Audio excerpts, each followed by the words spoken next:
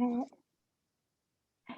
I'll pause there. I'm just going to pause that so I can remind everybody that,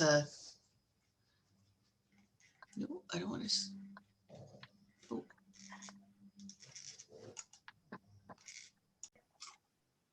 All right. Hi, everybody. I thought that this would be a timely and welcome briefing, since on the Facebook group for the FS, there were a lot of questions about how the new travel restrictions that will be in place as of the 5th of July are going to affect travelers coming to Canada. So I'm going to go a little bit into the background of how the travel restrictions work, and then go right into what we have to expect for the 5th of July. Donc, premièrement, tel que Pam a mentionné, je suis la directrice d'une unité aux affaires mondiales qui est responsable pour l'interprétation des restrictions de voyage. So there are 3 orders in council that outline the legal requirements and prohibitions for travelers coming in, and for quarantine testing and other public health requirements. And these orders in council change frequently, at least monthly, sometimes more often. And as I mentioned, they're changing soon to make things different for fully vaccinated travelers. So I'm not going to be speaking today about policies around quarantine between missions abroad, or the FSDs, etc. There's already information on the Global Affairs intranet about those details, and they fall under different units, HWH and DMEX. So I know some of the questions I received were about those aspects. I'm not going to be able to address those, but I am going to give you some information about the travel restrictions. I'm going to tell you some things that you may not want to hear. C'est bien possible que les changements de 5 juillet ne vont pas vous aider ou vos familles. S'il y a des membres qui ne sont pas encore entièrement vaccinés, y compris les enfants. But forewarned is forearmed. I want you to have a good understanding of what you have to expect if you're traveling to Canada over the next few weeks.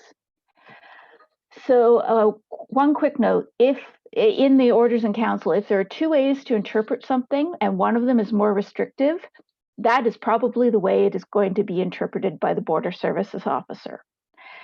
Donc, je vais partager mon écran.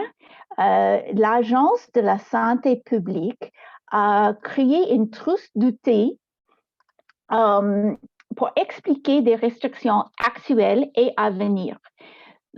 Et nous l'avons partagé récemment avec les GO, aux Affaires mondiales, et je peux aussi partager avec vous. Donc,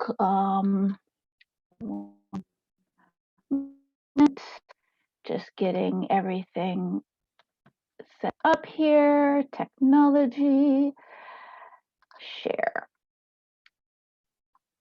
Okay, I think this is going to share. Oh, have I been?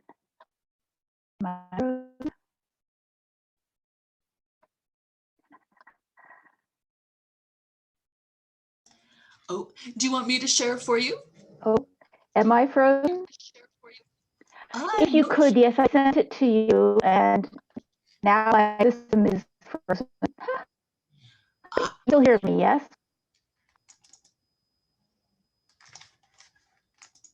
Oh, can you hear me? Here, how about I can do a year or more into the.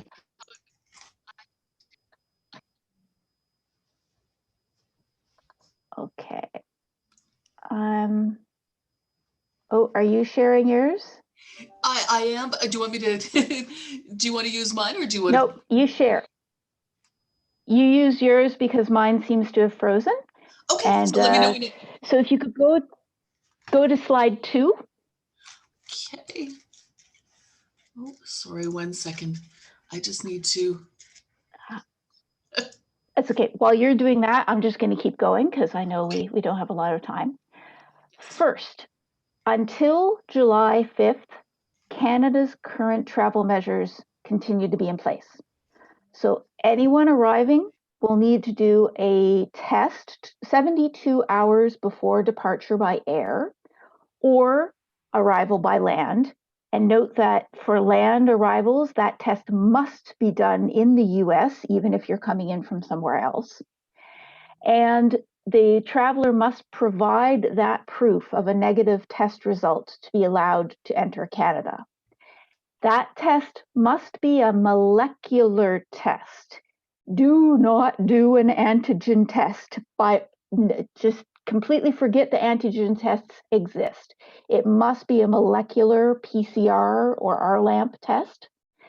And it is the traveler's responsibility to get that test.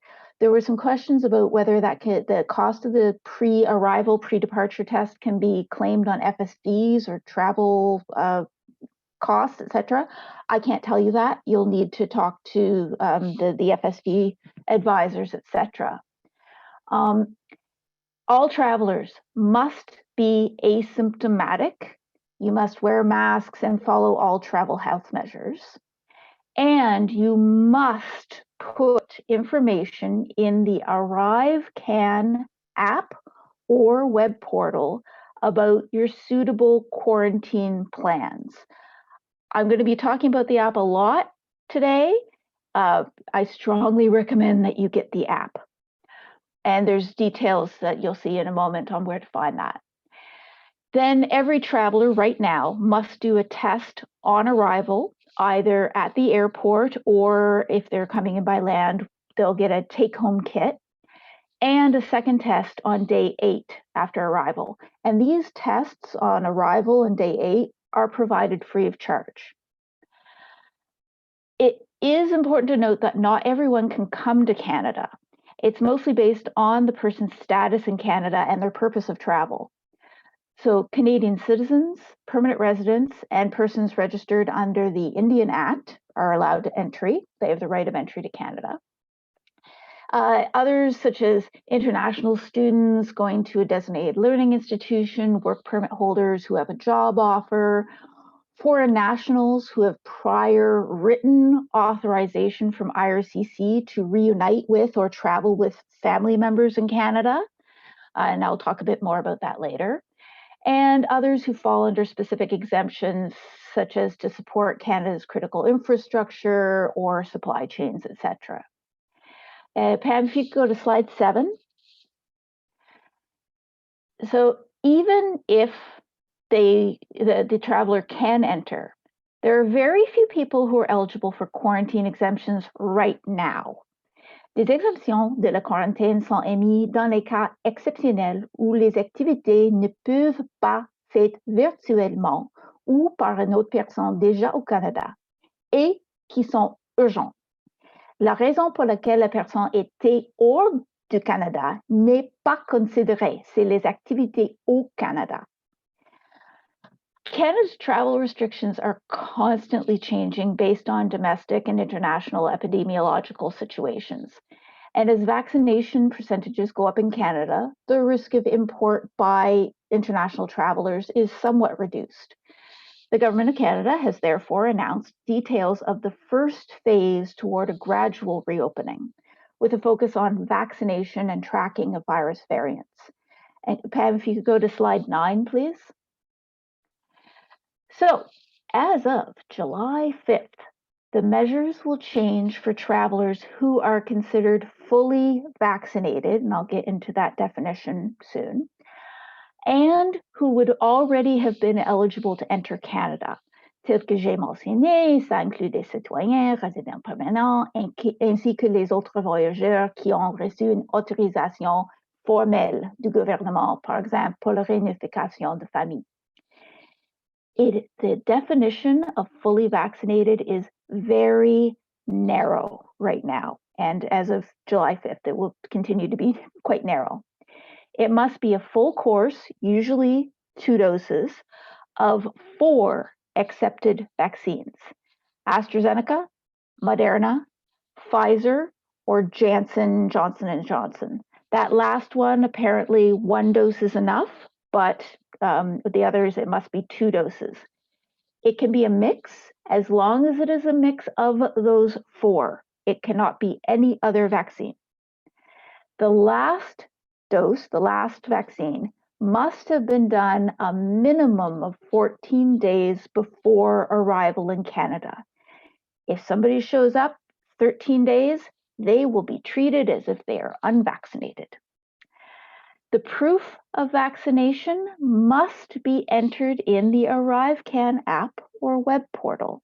There will be no exceptions, except in absolutely ridiculous situations like there was an earthquake and no one in the entire country had internet or something. That functionality will be available in Arrivecan soon. And the vaccination certificate has to be in either English or French or a certified translation. And the certification can be done by some kind of online translation service. You must also keep the paper or electronic version of that certificate with you and keep it with you for at least 2 weeks after your arrival. I think you should probably keep it longer, but you must have it with you in case the border officer or quarantine officer needs to look at it. Anyone who does not meet every one of those criteria would be considered unvaccinated. So if the vaccine is not one of those 4, unvaccinated. If it's less than 14 days, unvaccinated. If the proof is not in Arrivecan in advance, unvaccinated. And the border officers and quarantine officers will not have authority to provide exceptions to that. So if you take nothing more from this presentation, put your proof of vaccination credentials in Arrivecan. Even those travelers who are fully vaccinated, they will be exempted from the need to do the 3-day hotel quarantine in a government-approved accommodation. They'll be exempt from the day 8 test, but they will need to do a day 1 test, the arrival test. That being said, there was a change since that original announcement. Originally, there had been a plan to make travelers stay in quarantine until the results of their day 1 arrival test. That's no longer the case. If someone is fully vaccinated, they have to do the day 1 test, but they will be released from quarantine immediately. They do not need to go into quarantine while they wait for the results of those tests. If they do get a negative result, they will need to enter quarantine right away. This is one of the reasons why in Arrivecan, every traveler, even fully vaccinated ones, must outline a suitable quarantine plan, because if someone shows up and gets a positive result, I said negative, I meant positive, gets a positive result of the COVID arrival test, they must go into quarantine and they must therefore have already developed a suitable quarantine plan. So we got a lot of questions about children under 12, minors, those who have not been vaccinated or are not yet eligible for vaccination. So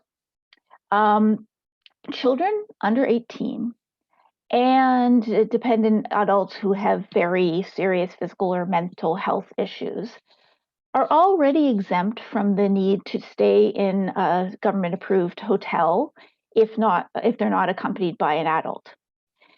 Since fully vaccinated travelers as of July 5th will be exempt from the government-authorized hotel 3-day hotel quarantine, that means that any unvaccinated children with them will also be exempt from the hotel quarantine.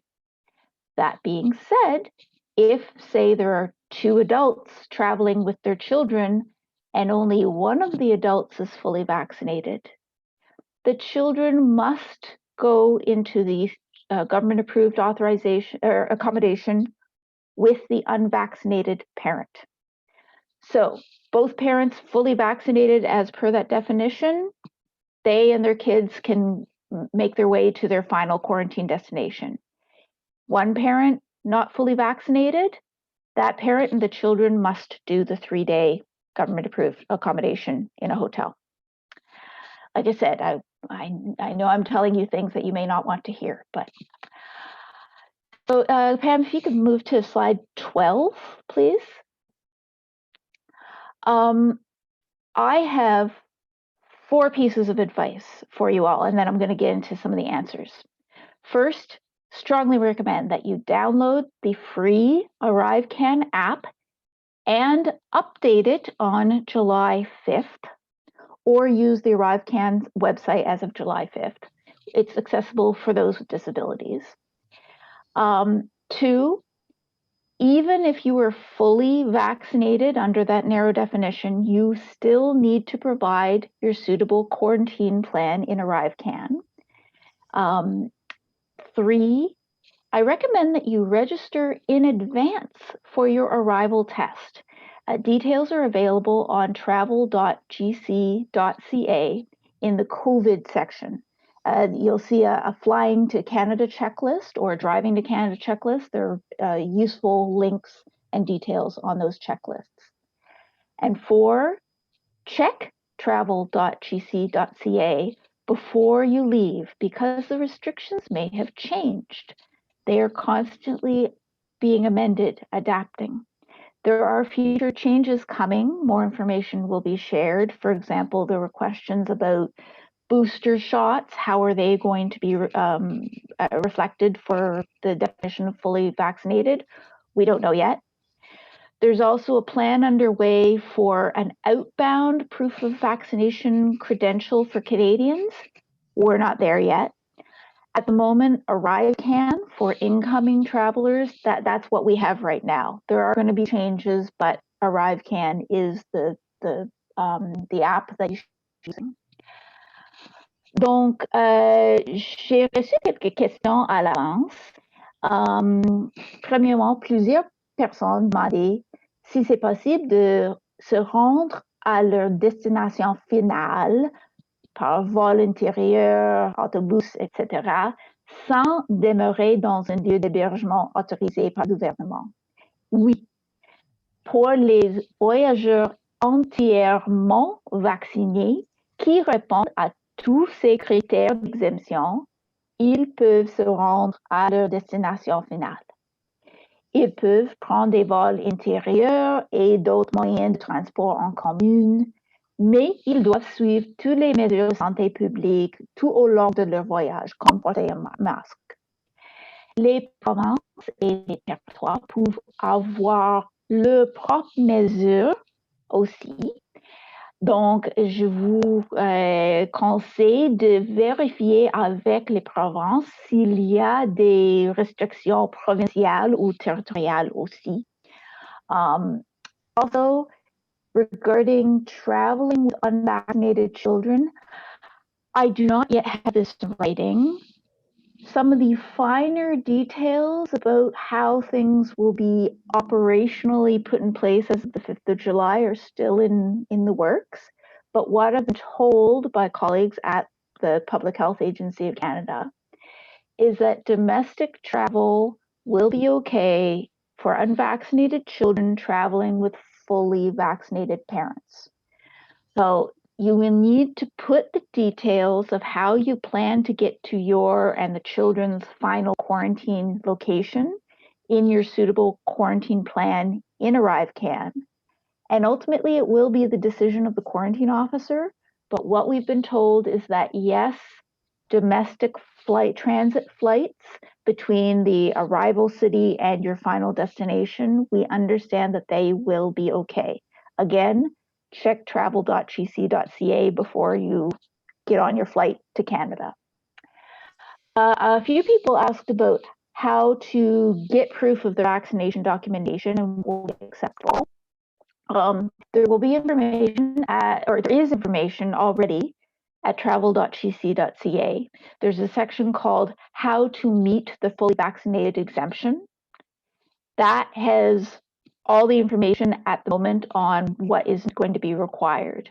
So as of July 5th, in Arrivecan, you have to provide details of your first and, if required, second dose, including the date that the doses were administered, what country they were administered in, the name of the vaccine, etc. You'll need to upload a photo or a PDF file of that record of vaccination. So a receipt some kind of confirming credential, etc., from the organization or place where you got the vaccine. They have to be in English, French, or certified translation. You'll also need to enter the information, like written, in the Arrivecan app as well, so that the details can be verified between the photo and the details that you've entered. If your proof of vaccination does not meet all of the requirements, it will be considered invalid and you will need to do the 3-day hotel, 14 quarantine, and day 8 test. The final determination of your vaccination status will be made at the border. Keep the digital or paper copy of your credential with you. And I understand a lot of people have been vaccinated abroad and may not have received a document. I recommend that you contact HWH or DMEX to ask how to get some kind of credential or document. You will need to have a paper or electronic proof, and you will need to put them into Arrivecan with the dates and details. There's no exceptions. Also, if you have multiple vaccine doses on the same document, like the yellow vaccine booklet that many of us have, even if the vaccine doses are on the same page, upload the photo of that same page twice in Arrivecan. Having it there once will be considered to only be one dose or proof of one dose. So even if it's the same photo, just put it in there twice. And yes, the yellow vaccination booklets will be accepted. We just got confirmation from FAC and CBSA on this week. Donc, sorry. j'ai reçu beaucoup. Oh, yeah. Hi. Yep. Oh, sorry. I just wanted to jump in because there are a couple of questions that look kind of like hot pursuit. So I see a couple of them. Yes, I can't see any of them. Yeah. Oh, okay. Whoops. Yeah. So go ahead. A couple people put things in the chat. So just a reminder to everybody to please use the Q&A button rather than the chat, so we can make sure that we see them. But somebody's saying, so is all of this is unless the second parent is recent COVID proof positive, which I assume means like COVID antibodies. Otherwise, does that? Okay. That's the first one. Does that make sense to you? Okay, I can answer that. Okay. And then so someone else is while no, go ahead. Okay, well, I was just going to say that unfortunately, at this particular time, a prior COVID infection will not be considered to be the equivalent of one dose. Even someone who has recovered or is recovering from COVID needs to have 2 doses, unless it's the Janssen vaccine. So I know that the province of Quebec, for domestic travel, has decided that they would accept a previous proof of a previous COVID infection and one vaccine. That is not the case for the federal restrictions. And sorry, the second question? Someone is, will a partially vaccinated 18-year-old child traveling with fully vaccinated parents be exempt from the hotel stay? I guess that's the definition of what is an adult in Canada, right? So how are they going to draw that line?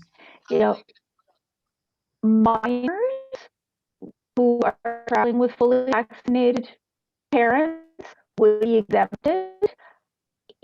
Anyone 18 or older is considered an adult. So an 18-year-old traveling with fully vaccinated parents and the 18-year-old is not fully vaccinated will need to do the 3-day hotel quarantine, full quarantine, and the day 8 test. Okay, and then someone else is asking, when you say final quarantine destination, does that mean we need to quarantine for X days, even if we're fully vaccinated entering after 5th July? Does that mean we need to be in our own apartment or hotel room and can't stay with family that live in Canada?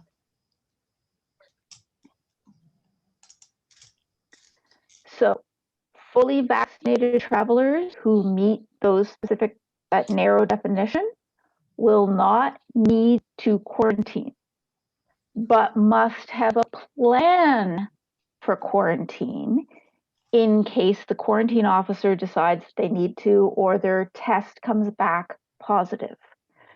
So a fully vaccinated traveler can stay with family members, etc. If you have unvaccinated members of your family traveling with you, you should avoid being in contact with anyone vulnerable. But you should ensure to look up the local quarantine requirements for the province or territory where you're going and follow those. But fully vaccinated travelers will not need to quarantine, but need to have a plan. Okay, excellent. And then someone else is asking about pets. Are there any requirements for pets and animals coming in? So no, it doesn't sound like it yet. There is nothing in Canada's travel restrictions about non-human Okay, travel. sounds Can't good. answer that. Sorry. It's and then someone else is asking, in 2021, we crossed the land border several times at Lacal and Thousand Islands, and the Red Cross was at the border with a test to do on site instead of bringing one to do at home. You've mentioned to pre-register for tests at the border. Do you mean the Red Cross won't be there to supply tests anymore? So there will still be tests for people coming in by land border. You'll still be able to get a kit. To be honest, that's one of the operational details that they're still working out, whether people will need to pre-register or not. Again, I recommend that you go to travel.gc.ca, the COVID section, and there is a checklist for entering by land, and that will outline the details. And if there is an opportunity to register, which is possible, they are looking at the idea of having on-site testing. That isn't the case right now. It is a take-home kit, but you'll be able to find information on travel.gc.ca. Okay, and someone comments that some countries like India, it sounds like, do have tests for animals. So it is a real thing that to factor into wherever else we're going. So someone is asking for a fully vaccinated Canadian planning to take a connecting bus for a flight from Dorval to Ottawa. Can the quarantine plan be in Ottawa, even in case of a positive test on arrival? Positive test on arrival, that if someone has, well, the results of the on arrival test will not be instant. So the likelihood is that the traveler will already have made their way to their final quarantine destination before they get the results of the test, which is why everyone must have a suitable quarantine plan and Arrivecan before arrival, because this can happen. So that traveler would be able to take the bus or train or however to get to their final location. This is another reason why masking, physical distancing, etc., is so important throughout the entirety of the travel continuum. Okay, cool. So two more comments. Just is it okay to get a rental car to travel to the final destination? And then the person's on the Red Cross tents, just wondering if, sounding like the Red Cross tents won't be there. Do you have any info? Oh no, the Red Cross. I don't. For rental cars, yes, certainly, rent a car. That actually is preferable. In terms of staying away from other travelers. So if you can get a rental car, that's a good way of getting to wherever you're going. And the Red Cross might still be there. I don't know yet what the plan is for the land borders. One way or another, there will be tests available, whether it's the Red Cross or the armed forces or who will be giving the kits or doing the tests is to be determined. Okay, thanks, Julia. Sorry, I didn't mean to interrupt you now. Continue. Okay. So one person asked about split custody in the questions I received in advance. So a week with one parent and a week with the other after arrival. This is a domestic question. I recommend that you check the public health website of the province or provinces where the child is going to be, because sadly, shared custody is a pretty common situation. So all of the provinces have guidance for how that can be handled. Note that anyone who comes in contact with somebody who has returned from international travel and is not fully vaccinated might be required to quarantine for 2 weeks as well, and that the travelers should not be or unvaccinated travelers should not be in contact with vulnerable people such as over 65, immune conditions, etc. And there was a question about travel to or via Nova Scotia, New Brunswick, Manitoba, and other provinces that have their own travel restrictions and requirements. There is information on travel.gc.ca about the provincial requirements. Note that in the case of Nova Scotia, you cannot enter Nova Scotia without a prior written approval. So there's information on the travel.gc.ca site about how to apply for that written approval. And note that the restrictions may change, the requirements may change. So always check travel.gc.ca before you travel, just to make sure that you're up to speed on what's going on. That is the end of what I was going to talk about. So, and I sadly cannot see any of the questions or chat because my system is frozen. I'm glad you can at least hear me. Mais est-ce qu'il y a d'autres questions ou commentaires? Ou... Oh, okay. I see another one. If a rental car is not available at an airport outlet, can you rent or pick one up at another location and go there by taxi to pick it up? I mean, I suspect some of these scenarios are gonna need to be sorted out on the. I doubt they have you know, come up with ideas for all of these, but yeah, if you're fully vaccinated, then yes, you could take a taxi. If there are unvaccinated people in your travel group, that may not be possible. Again, some of the finer details are being worked out right now, and there would be guidance on travel.gc.ca soon. Okay, thanks. Anybody else? If you want to speak, you're welcome to use your little hand, and I can activate the power of speech, but just please be aware that if you do that, your voice and your image will be on the recording with us. I am not seeing any little hands. But well, in the meantime, this document that Pam showed slides of, this we've been encouraged to share. It may be updated over time, but this is the version that we received late last week. I'm planning to post it on the Facebook group, so people will be able to, I hope, access it that way. Pam, if you want to, I've emailed it to you. If anyone contacts the PAFSO office and wants a copy, feel free to share. But it's useful information about what you have to expect.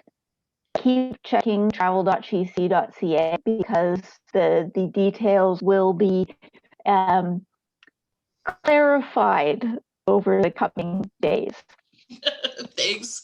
So someone else is asking, can we quarantine with an over 65-year-old who is vaccinated already? And I assume fully vaccinated, both doses. I recommend that you check the public health guidance for the province where where you will be quarantining. If that is permitted in that jurisdiction, then fine. If it's not, then you will need to make some kind of other arrangement. Okay. Someone else is asking PAFSO, question for PAFSO. Missions are doing no screening, no quarantine, no test required post-travel to enter the mission, and some of us must provide services to newly arrived staff, for example, the MCO. Can PAFSO talk about measures for missions to reflect protection for our families as if we were in HQ? So our understanding from GAC is that missions are supposed to have measures in place that are, you know, as close, as equivalent as possible to what is in place at headquarters for entering the building and so on. I mean, there has to be some flexibility for, you know, local conditions at missions and, you know, what is like reasonably feasible in very tiny missions and so on and so forth. But if there is nothing happening and you feel that the workplace is unsafe, please contact Kim Coles. It's I'll put the address in the chat. That's our executive director, and let her know, you know, ask to be put in touch with a labor relations advisor to discuss the situation, and we can certainly intervene with labor relations to find out what's happening with that situation, because that should not be happening. I mean, the department does have a duty of care and obligations to have measures in place. I also suggest that for those of you who are not sure about the measures or not happy with the way things are going at your missions, that you follow up with your mission occupational health and safety committee. And if there is none, or if, you know, you have trouble accessing it, again, you know, you can reach out to PAFSO, because we've been asked explicitly by the department to flag those cases where mission OSH committees are not working. But occupational health and safety is a shared responsibility between unions and management. So be aware that, you know, if you flag that, then chances are we're going to come back to you and say, well, okay, I guess you're volunteering for the OSH committee and you have an opportunity to influence this file, because we are, you know, it's something that we are expected to contribute to. It's not just something that we get to just say to management, like, okay, you do this, right? We have another couple of questions. Can a fully vaccinated person pick you up at the airport even if there are unvaccinated children with you? And then someone else is asking, in case I missed this, do children under 12 have to quarantine? If the parents are fully vaccinated, do they need to quarantine, or can they come and go as they wish while the children quarantine? On the first one, again, some of the operational details are being worked out.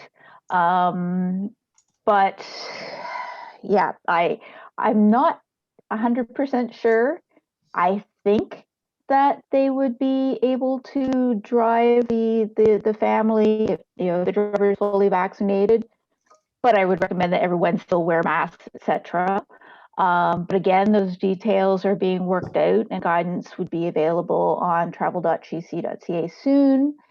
The second question, if the children are unvaccinated, they must quarantine. There will be no shortened or reduced or exemptions from quarantine for unvaccinated travelers at this time. The parents may be able to leave their children in quarantine if but you need to make sure that your suitable quarantine plan that you put in Arrivecan, and which the quarantine officer will look at when you arrive, very clearly outlines how that's all going to work.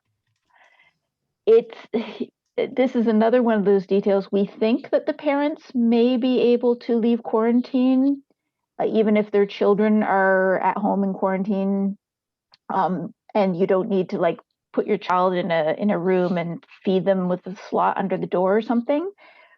But the details, again, are being clarified right now. So my advice, prepare as if the whole family, even the vaccinated folks, will need to quarantine with the unvaccinated children.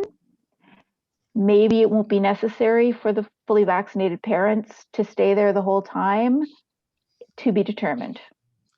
Yeah, that sounds like the bottom line, right? You have to be prepared to do 3 days. And so you would have to do 3 days and then 14 No, days. no 3 days. No, 3 No days. 3 days, as long as all the adults traveling with the children are fully vaccinated, then the children do not need to do the 3-day hotel quarantine. The whole family can just go to their final quarantine destination. If one of the parents is unvaccinated, then yeah, you need to do the whole thing. the 3-day hotel. But Yeah. like, what happens if you were mentioning, they still have to approve your quarantine plan? What if they don't like your plan at the final destination? Can they hold you at the first point of arrival and make you do the 3 days there? Or would they just require that you have a better plan? That's a good question. Sorry, The quarantine officers I'm just thinking of this now. No, it's complicated. The quarantine officers, honestly, they've got a lot that's being put on their shoulders. They are there to assess what the quarantine plan for each traveler looks like, and is it suitable? And if there are aspects of it that may not be suitable, they'll advise on changes. It is rare, but does happen, that travelers who come in with plans that are not suitable, that can't be adapted to become suitable, will be sent to a designated quarantine facility. Or, well, right now everyone needs to do the 3-day hotel quarantine anyway. But that is a possibility, that is a risk. So again, there's guidance on travel.gc.ca about how to make a quarantine plan and to ensure that it's suitable. I advise that you check that out and do your best to make something that the quarantine officer will accept. No, thank you. Yeah, important. But yeah, I think important to remember that, your plans could change. It's with the and make sure have a buffer in terms of time and everything as well. Yeah, not easy times for sure. Especially, I know I'm telling this to the person who's been working on border restrictions and travel for the last year and a half. It's oi. Well, I'm not seeing any more questions, but if people have more questions, feel free to type them into the Q&A box, or if you want to put up your hand and speak, you are welcome to do so. We're at 9:46, so it looks like we're on track to wrap up a little bit before our hour, which is great. Julia, do you mind if I'll just note. Oh, sorry, go ahead. Oh, I was just going to say, is it okay if we distribute these slides? It looks like they're on. Yeah. Okay. So we will make. Yeah. That toolkit can be shared. It can be shared externally as well. If any of you have contacts who are also looking to travel to Canada, business travelers, etc., you can share this information. FAC wants these details to be shared broadly so that travelers are prepared and aware of what's going on and how everything works.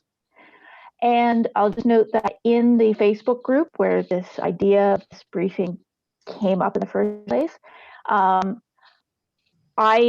there. If you have questions, I'm glad to answer them there if I'm allowed. If it's something that's already been decided, announced, approved, I can give some details. I will not be able to give you details about potential future ideas about reopening because I'm not allowed. I'm sorry. But if you do have questions, ask in the Facebook group and I'll do my best to answer if I can. Oh, okay. No, thank you very much for that. And I mean, I'm actually quite impressed that they're willing to have this discussion and that they're okay that it's recorded. We will post this recording on our YouTube channel, which is it's not searchable. So, you have to have the link to be able to have to watch the video. But, that said, people can share the link, right? We do warn people that even though we don't publicize them outside the group, that, others could watch theoretically. So, but I'm very happy. Like, this is a level of transparency that is that's good to see. and we're happy. I think I see that there are a few other names in the participants that I know are not with PASO, but with the broader Foreign Service, and that's good, you know. So we're happy that this information is getting out, and very happy to see a PASO member playing such an important role in this this difficult time. And congratulations and thank you for all the work that you and your team are doing. I think everybody appreciates that there has been a lot going on, and that this is the Foreign Service as a whole has really been, you know, showing its value and making a good contribution. And this is a great example of that, not just for us, but for all Canadians. So thank you very much. I'm not. My pleasure. It's been a fascinating assignment. Yeah, yeah. No, for sure, for sure. It's yeah, hopefully we'll be out of the other side of this fairly soon. So do you have any last words? Any tips or anything else that people should keep in mind as we go forward? I'm hearing from all of this, Just I'm like I said, learn to love Ontario. Travel Ontario for the next few months. Yeah, download the Arrivecan app, check travel.gc.ca, prepare as much as you can in advance.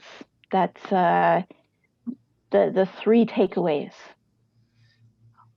Cool. Thank you very much. And thanks everyone for your great questions and your participation. I will end the recording right now. So thanks to everybody.